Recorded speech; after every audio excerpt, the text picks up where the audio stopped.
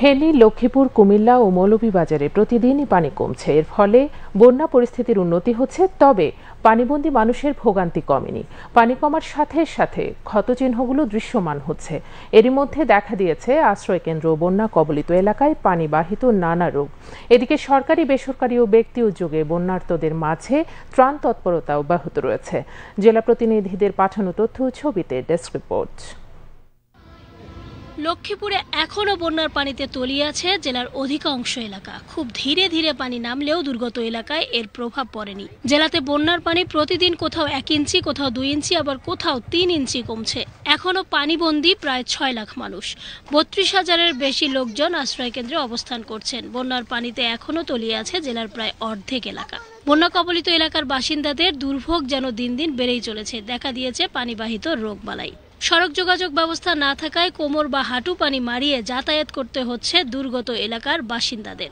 এদিকে বন্যায় জেলাতে কৃষি, মৎস্য এবং প্রাণী সম্পদ খাতে ব্যাপক ক্ষতি হয়েছে। প্রশাসনের পাশাপাশি সেনাবাহিনী, বৈষম্য বিরোধী ছাত্র আন্দোলন, বিএনপি, জামায়াত, স্বেচ্ছাসেবী সংগঠন সহ বিভিন্ন রাজনৈতিক ও সামাজিক সংগঠনগুলো বন্যার্তদের মধ্যে ত্রাণ সামগ্রী এবং রান্না করা খাবার বিতরণ অব্যাহত রেখেছে।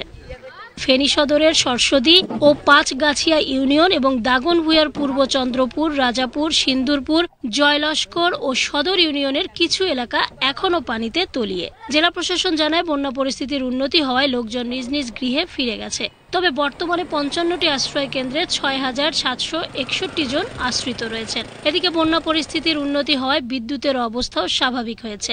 বন্যার্তদের মাঝে এ পর্যন্ত সরকারি, বেসরকারি উদ্যোগে 1,60,000 প্যাকেট শুকনো খাবার বিতরণ করা হয়েছে। জেলায় বন্যায় গ্রামীণ সড়কগুলোর ব্যাপক ক্ষতি হয়েছে। 342টি সড়কের প্রায় 500 কিলোমিটার সড়ক বন্যায় ক্ষতবিক্ষত হয়। এতে করে এসব সড়কে যান চলাচল বন্ধ রয়েছে। যেসব সড়ক কম ক্ষতিগ্রস্ত হয়েছে সেগুলো 2 মাসের মধ্যে এবং যেগুলো বেশি ক্ষতিগ্রস্ত হয়েছে সেগুলো 1.25 বছরের মধ্যে মেরামত কাজ সম্পন্ন হবে বলে জানায় স্থানীয় সরকার বিভাগ।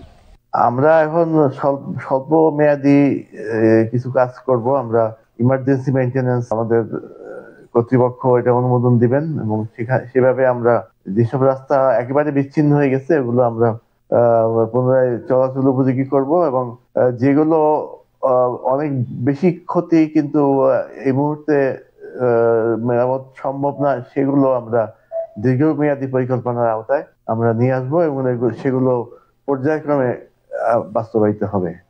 মৌলভীবাজার জেলা সদরে বন্যা পরিস্থিতির উন্নতি হয়েছে। রাজনগর উপজেলার কাউয়াদিঘি হাওড়াঞ্চল এবং জুড়ি, বড়লেখা ও কুলাউড়া উপজেলার হাকালুকি হাওড়াঞ্চলে জলাবদ্ধতা দীর্ঘস্থায়ী রূপ নিয়েছে, যে কারণে মানুষের দুর্ভোগের শেষ নেই। এসব জনপদের রাস্তাঘাট ও বাড়িঘরে পানি থই থই করছে। জলের মধ্যেই বসবাস করতে হচ্ছে মানুষজনকে। অপরদিকে স্বাভাবিক হয়েছে কুমিল্লার গোমতী, ডাকাতিয়া, ঘুঙ্গুর সহ বিভিন্ন নদ নদীর পানি। ফলে বন্যা পরিস্থিতি আরো উন্নতির দিকে যাচ্ছে। জেলার 14টি বন্যা কবলিত উপজেলার পানি কমতে শুরু করেছে। পানি কমায় কেউ কেউ ঘরে ফিরতে শুরু করেছে। অনেকে এখনো রয়েছে আশ্রয় কেন্দ্রে। তবে পানি কমতে শুরু করায় ভেসে উঠতে শুরু করেছে ঘরবাড়ি ও রাস্তাঘাটের ক্ষতচিহ্ন। এদিকে প্রতিদিনই বাড়ছে পানিবাহিত ডায়রিয়া রোগীর সংখ্যা। কুমিল্লায় পর্যাপ্ত ত্রাণ এসেছে। বিভিন্ন সংগঠন ও শিক্ষার্থীরা ত্রাণগুলো দুর্গতদের মাঝে পৌঁছে দিচ্ছেন। সীমা শারমিন, বাংলাদেশ টেলিভিশন।